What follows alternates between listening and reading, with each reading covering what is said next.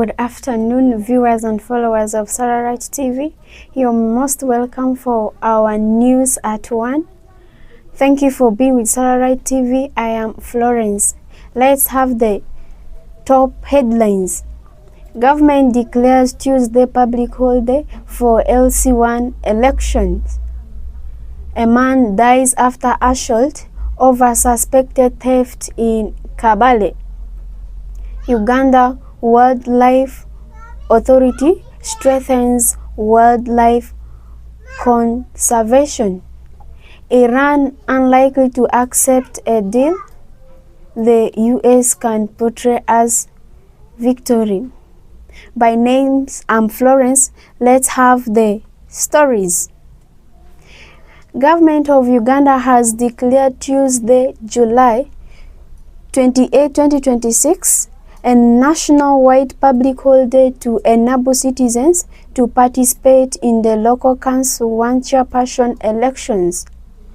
The declaration is aimed at giving eligible voters enough time to travel to their respective villages and exercise their constitutional right to vote.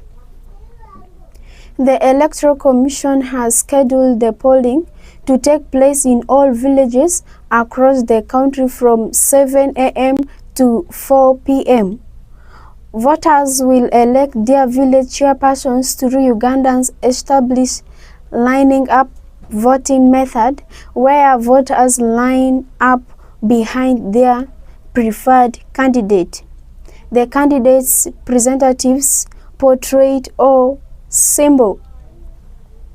Government officials have urged all eligible Ugandans to participate peacefully and responsibly in the elections, emphasizing that local council leaders play a vital role in grassroots governance, community security, conflict resolution, and the implementation of government development programs.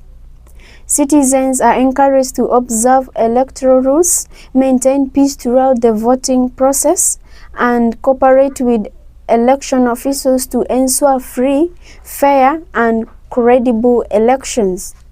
Normal business and government activities are expected to resume after the public holiday. A man has died following a mob assault after he was accused of theft in Uganda's Kabale district, in another incident highlighting the dangers of mob justice. According to preliminary report, the deceased was allegedly suspected of stealing from members of the community. Before police could intervene, an angry crowd reportedly attacked him, inflicting severe injuries. He later succumbed to the injuries. Police responded to the scene, recovered the body, and launched investigation into the circumstances surrounding the incidents. Authorities have appealed to the public to avoid taking laws into their own hands and instead hand over suspects to the police for investigation and prosecution through the courts. Security officials warn that mob justice is a criminal offense and that those involved in the assault could face charges, including murder, if found responsible. They urged residents to remain calm and allow law enforcement agencies to handle criminal cases in accordance with the law. The incident has renewed call for greater public awareness on the rules of law and the need to protect the rights of all individuals, including those accused of crimes, until proven guilty in a court of law. Investigation into the incidents are ongoing, and police say more details will be released as inquiries continue. The Uganda Wildlife Authority has successfully relocated a number of Nubian giraffes to Adjai Wildlife Reserve in a major conservation effort aimed at restoring wildlife population and promoting biodiversity in northern Uganda. The translocation forms part of Uganda Wildlife Authority's long-term strategy to re-establish the Nubian giraffes in areas where the species once thrived but later disappeared due to poaching, habitat loss, and years of insecurity. The exercise also seeks to reduce pressure on existing giraffe populations in other protected areas while creating a new breeding population in Ajai Wildlife Reserve. Wildlife experts carefully captured and transported the giraffes under strict veterinary supervision to ensure their safety throughout the journey. Upon arrival, the animals were released into their new habitat, where they will be closely monitored to help them adapt to the environment.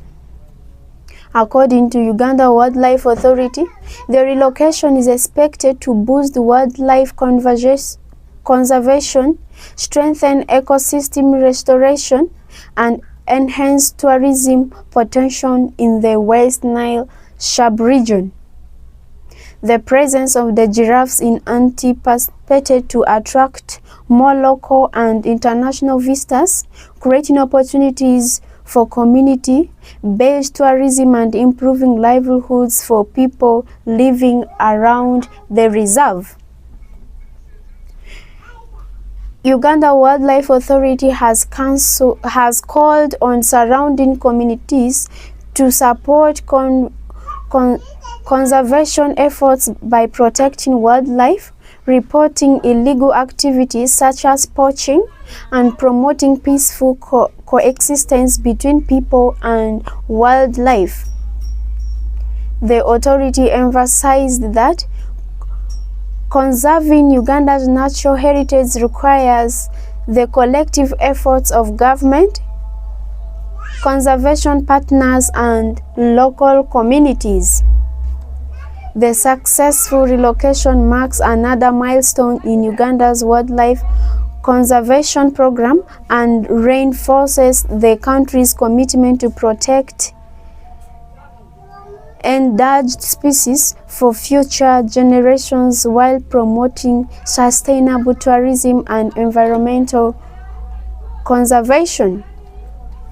Far from that, former Kampala Lord Mayor and People's Front for Freedom President Erias Lukwago has been returned to Luzira prison after the Makende Chief Magistrate Court deferred its ruling on his bail application. The court had earlier had submissions from both the prosecution and the defense, with supporters expecting a ruling later in the day. However, Chief Magistrate Sarah Basmera did not deliver the decision as scheduled, saying more time was needed to consider the issue raised in the application. Following the postponement, prison authorities escorted Lukwago back to Luzira prison, where he will remain on remand pending the court's decision. His lawyers expressed disappointment over the delay but said they would continue pursuing his release on bail. Lukwago is facing a charge of misprision of treason, which he denies.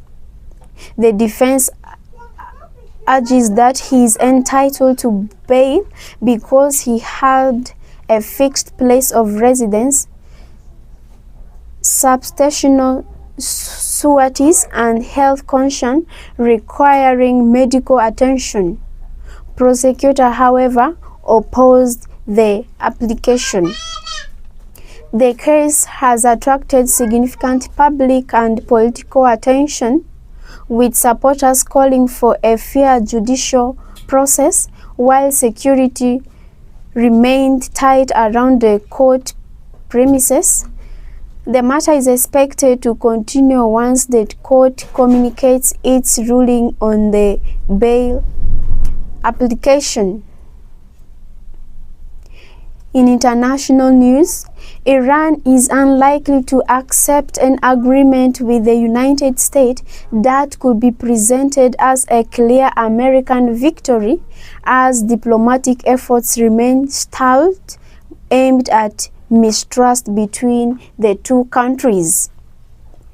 Iranian officials have maintained that any future agreement must respect the country's sovereignty, provide meaningful sanctions relief, and avoid terms that could be interpreted as a surrender to U.S. pressure. Tehran has repeatedly rejected suggestions that it is seeking to resume negotiation under American conditions. Political analysts say the Iranian leadership is under domestic pressure to demonstrate resilience after months of conflict and economic hardship. Accepting a deal that allows Washington to claim a decisive diplomatic win could be seen by many inside Iran as a sign of weakness, making such an agreement politically difficult. Although indirect diplomatic contacts have continued through regional mediators, major disagreements remain over sanctions, Iran's nuclear programs, regional security, and broader strategic issues. Both sides have signaled a willingness to keep communication channels open, but neither appears ready to make the concessions needed for a comprehensive agreement. For now, observers believe any breakthrough will likely require compromises that allow both Washington and Tehran to present the outcome as serving their respective national interest rather than as a victory for one side over the other.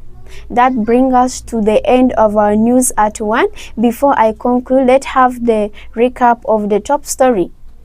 Government declares Tuesday public holiday for LC1 elections. A man dies after assault over suspected theft in Kabale. Uganda Wildlife Authority strengthens wildlife conservation. Iran unlikely to accept a deal the U.S. can portray as a victory. That brings us to the end of our news at 1. This is Florence. Have a blessed day. Thank you for being with Sararights TV.